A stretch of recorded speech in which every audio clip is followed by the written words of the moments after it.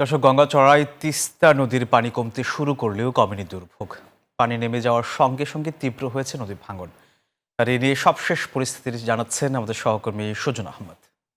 ধন্যবাদ আপনাকে। আমি দাঁড়িয়ে রয়েছি রংপুরের গঙ্গাচড়া মর্নিয়া ইউনিয়নের তালপট্টি এলাকায় এবং লালমনির এলাকার যে খুনিয়া ইউনিয়ন আছে সেই ইউনিয়নে আমরা দাঁড়িয়ে রয়েছি। আপনাকে যদি দেখাই, এই বাঁধটি গত 2 মাস আগেই কিন্তু তৈরি করে দিচ্ছেন দুর্যোগ ব্যবস্থাপনা মাননীয় মন্ত্রী আসাদুল আবদুলু।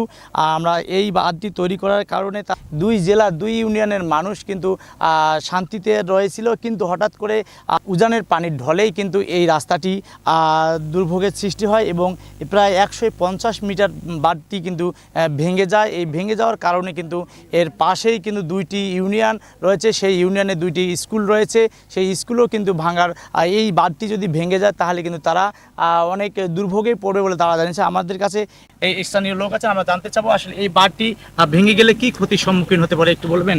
এইটা ভাঙলে মানে গ্রাম একদম সরকার হয়ে যাবে। যে একটু আশা ছিল যে মানুষের বাদ, যখন বাদ হওয়ার আগে একটু শান্তি ছিল, বাদ দেওয়ার পর একটু মানুষ অনেক শান্তিতে থাকলো। তিনি কিন্তু বলছিলেন যে এই বাঁধটি ভেঙে গেলে কিন্তু এই 2 এলাকার মানুষ কিন্তু পানিবন্দী হবে এবং তাদের যে ক্ষয়ক্ষতিগুলো সৃষ্টি হবে তারা কিন্তু বলছেন। যদি আরেকটি বিষয় জানিয়ে রাখি, এই বাঁধটি কিন্তু প্রায় 2 কিলোমিটার গত 2 মাস আগে কিন্তু বাঁধটি তৈরি করে দিয়েছেন। আপনাকে যদি জানিয়ে রাখি, এই বাঁধটি প্রস্থ কিন্তু ভেঙে গেছে, প্রায় 70 অংশ বাঁধ কিন্তু ভেঙে নদীতে এ পর্যন্ত বিলীন হয়ে গেছে।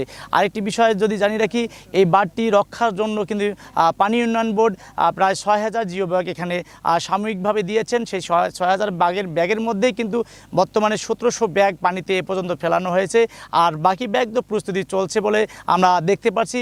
এই ছিল রংপুরের গঙ্গাচড়া থেকে সর্বশেষ তথ্য। ফিরে যাচ্ছি স্টুডিওতে।